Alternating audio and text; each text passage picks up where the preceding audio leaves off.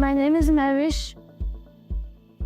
Today I want to share my story, not just of success, but of hope, belief, and support.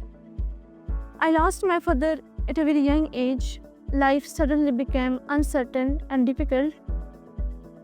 As an orphan, the world seemed full of challenges emotionally and financially. I had dreams, but they felt destined. But Allah always opened the door. My door was Shaheen Group of School and Colleges KPK.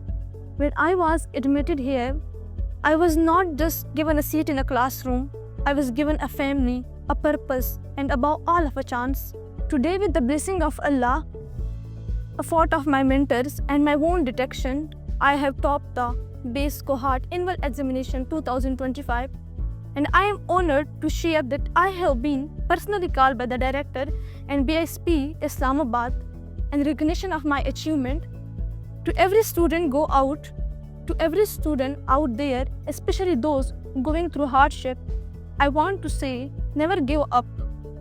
Your circumstances do not define you. With the right guidance and determination, you can achieve anything.